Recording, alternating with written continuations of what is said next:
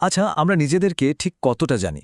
আমাদের প্রত্যেকটা চিন্তা, প্রত্যেকটা অনুভূতির পেছনে কিন্তু একটা অবিশ্বাস্য জগৎ কাজ করে চলেছে।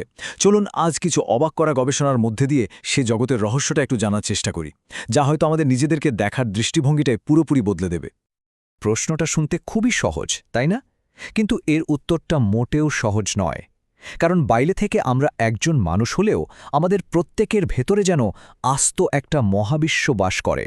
আর সেই মহাবিশ্বের বিশালতা যখন সংখ্যা দিয়ে মাপা হয়, তখন সেটা আমাদের কল্পনাকেও ধার মানায়। ভাবা যায়, আমাদের প্রত্যেকের মাথার ভেতরে আছে প্রায় ৮৬ বিলিয়ন নিউরন। এই সংখ্যাটা এতটাই বিশাল, যেটা আমাদের মিল্কি ওয়ে গ্যালাক্সিতে যত তারা আছে তার প্রায় কাছাকাছি। এই কোটি কোটি ক্ষুদ্র কোষ মিলেই কিন্তু তৈরি করে আমাদের চিন্তা, আমাদের অনুভূতি আর আমাদের সমস্ত স্মৃতি। শুধু মস্তিষ্কই নয়, এবার যদি পুরো শরীরের দিকে তাকাই, তাহলে আমরা প্রত্যেকে প্রায় ৩৭ ট্রিলিয়ন কোষ দিয়ে তৈরি এক একটা চলমান শহর। এই প্রত্যেকটা কোষ এক একজন কর্মীর মতো, যারা একসাথে মিলে আমাদের ত্বক, হৃৎপিণ্ড, মানে আমাদের সবকিছু তৈরি করে আর সচল রাখে। তো এই যে ৩৭ ট্রিলিয়ন কোষ আর ৮৬ বিলিয়ন নিউরন, এদের এই বিশাল কর্মযজ্ঞের ফলটা কি? ফল হলো প্রতিদিন আমাদের মাথায় গড়ে প্রায় ৬০,০০০ চিন্তা আসে আর যায়। একবার ভেবে দেখুন তো, এই চিন্তার স্রোতের মধ্যে কোনগুলো আসলে আমাদের জীবনটাকে চালাচ্ছে আর কোনগুলো শুধু এসেই হারিয়ে যাচ্ছে। তো চলুন দেখে নিই আজকে আমাদের এই যাত্রাপথটা কেমন হবে। আমরা শুরু করব আমাদের মস্তিষ্ক দিয়ে, এরপর জানব আমাদের শরীর সম্পর্কে কিছু অবাক করা তথ্য, তারপর ডুব দেব আবেগ আর অভ্যাসের মনোবিজ্ঞানে, আর সবশেষে দেখব আমরা সামাজিক জীব হিসেবে কিভাবে আচরণ করি। তাহলে চলুন আমাদের সব কিছুর কন্ট্রোল সেন্টার, মানে আমাদের এই অবাক করা মস্তিষ্ক দিয়েই শুরু করা যাক। দেখুন কি অবাক করা একটা ব্যাপার। মস্তিষ্ক আমাদের শরীরের মোট ওজনের মাত্র ২%, কিন্তু এটা একাই আমাদের শরীরের মোট অক্সিজেনের ২০% ব্যবহার করে ফেলে। তার মানে এই ছোট্ট যন্ত্রটা আসলে আমাদের শরীরের সবচেয়ে বড় এনার্জি কনজিউমার। আচ্ছা, মস্তিষ্ক এত শক্তি খরচ করে কোথায়? মূলত করে তথ্য প্রসেস করতে। আর সেই তথ্যের সবচেয়ে বড় যোগান দেয় আমাদের চোখ। আমরা যা কিছু দেখি, শিখি বা জানি, তার প্রায় ৮০% কিন্তু আসে এই দেখার মাধ্যমে। এজন্যই তো কোনো কিছু ছবির মতো করে দেখলে বা মনে রাখলে সেটা আমরা সহজে ভুলি না। কোনো কিছু মনে রাখার পুরো প্রক্রিয়াটা আসলে একটা যাত্রার মতো।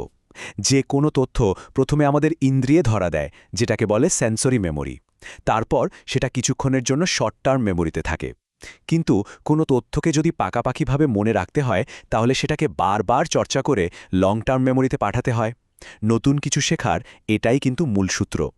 বেশ, মস্তিষ্কের জগৎ থেকে বেরিয়ে এবার একটু আমাদের শরীরের দিকে নজর দেয়া যাক। চলুন আমাদের এই শরীর নিয়ে কিছু দারুণ তথ্য জেনে আসি। একটা মজার জিনিস কি জানেন? আমরা কিন্তু জন্মের সময় বেশি হাড় নিয়ে জন্মাই। একটা শিশুর শরীরে প্রায় ৩০০টার মতো হাড় থাকে। কিন্তু বড় হওয়ার সাথে সাথে এর মধ্যে কিছু হাড় একটা আরেকটার সাথে জুড়ে যায়, আর প্রাপ্তবয়স্ক অবস্থায় সংখ্যাটা এসে দাঁড়ায় ২০৬। একটা কথা তো আমরা প্রায়ই শুনি, পানি জীবন। আর এর পেছনে কিন্তু সলিড কারণ আছে। আমাদের শরীরের প্রায় ৬০%ই হল পানি। আমাদের মস্তিষ্ক থেকে শুরু করে প্রত্যেকটা কোষে ঠিকঠাক কাজ করার জন্য এই পানিটা কিন্তু অপরিহার্য। ভাবুন তো, জীবনের প্রায় 1/3 সময় আমরা ঘুমিয়ে কাটাই। আর এই ঘুমের মধ্যেই একটা গভীর পর্যায় আছে, যেটাকে বলে র্যাম স্লিপ। এই সময় আমাদের মস্তিষ্ক খুব অ্যাক্টিভ থাকে আর আমরা স্বপ্ন দেখি। প্রতিদিন রাতে আমরা অনেক স্বপ্ন দেখলেও সকালে ঘুম থেকে ওঠার পর তার ৯৫%ই কিন্তু আমরা আর মনে করতে পারি না। শরীর আর মস্তিষ্কের পর এবার চলুন আমাদের আরও ভেতরের জগতে প্রবেশ করা যাক, মানে আমাদের আবেগ আর অভ্যাস, যা অনেকটা পর্দার আড়াল থেকে আমাদের প্রতিদিনের জীবনটাকে নিয়ন্ত্রণ করে। হাসির ব্যাপারটা হয়তো খুব সাধারণ মনে হয়, কিন্তু এর পেছনের বিজ্ঞানটা কিন্তু অসাধারণ। আমরা যখন হাসি, তখন আমাদের মস্তিষ্কে ডোপামিন আর সেরোটোনিনের মতো কিছু কেমিক্যাল তৈরি হয়। এগুলোকে হ্যাপি হরমোনও বলা হয়। এগুলো আমাদের মন ভালো করে দেয় আর মানসিক চাপও কমায়। তার মানে হাসির সাথে সুখের সম্পর্কটা কিন্তু সরাসরি কেমিক্যাল। আচ্ছা, যে কোনো নতুন অভ্যাস গড়ে তুলতে ঠিক কতদিন লাগে? গবেষণা বলছে একটা অভ্যাসকে নিজের আয়ত্তে আনতে গড়ে প্রায় ৪৫ দিন সময় লাগে।